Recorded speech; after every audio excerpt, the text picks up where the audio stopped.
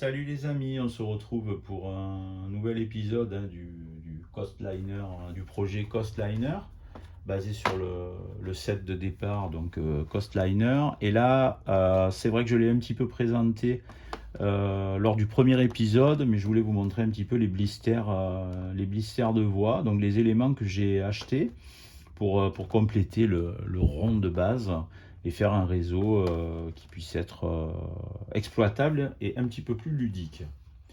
Alors j'aime bien ce concept du blister, ça a un petit côté joué que j'aime bien. Voilà, donc des rails courbes hein, pour faire en fait le dédoublement de voie au moins sur une partie de l'ovale.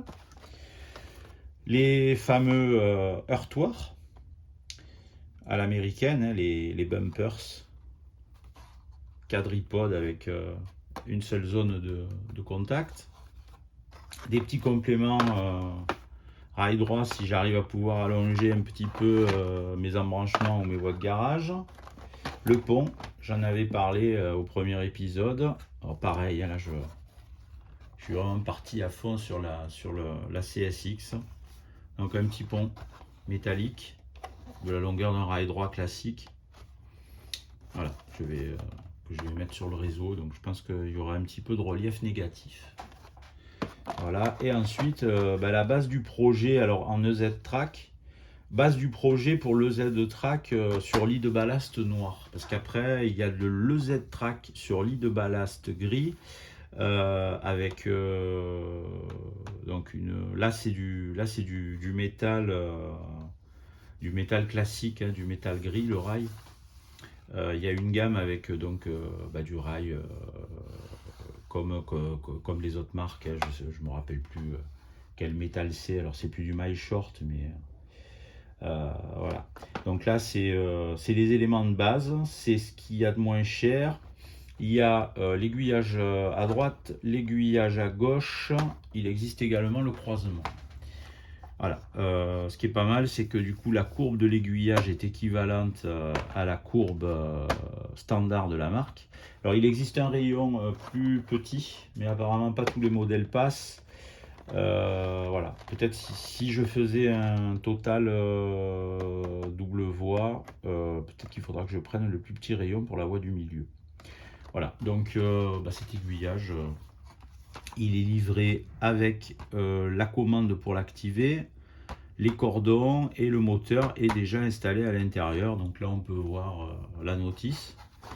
Je pense que je vais me limiter à 3 aiguillages. Donc un troisième est commandé et devrait arriver rapidement. Je pense pas que je refasse une vidéo juste pour vous représenter cet aiguillage, mais bon, quand on va ouvrir les blisters, je reviendrai sur justement comment se compose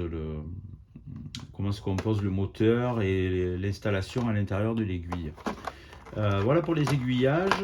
Donc toute la gamme, hormis les coffrets de départ, se présente ainsi, hein, sous forme de blister. Voilà.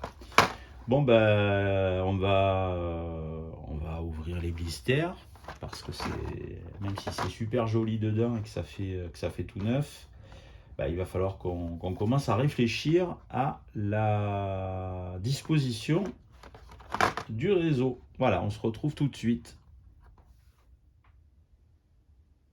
Et voilà, toute la voie est déballée. Tout est sorti des blisters. Alors ça prend quand même un petit peu moins de place hein, avec le carton et les plastiques en moins. Enfin voilà, pour un petit réseau, il va y avoir de quoi faire. Voilà, les aiguillages, il y en a 3, 2 à gauche, 1 à droite. Les croisements, j'espère que je vais pouvoir les utiliser, il y en a 2. C'est si je retiens l'option du réseau qui s'entrecroise.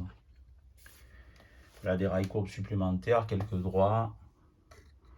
Les heurtoirs, bumper à l'américaine, des rails droits courts, un rail d'alimentation droit et le pont CSX.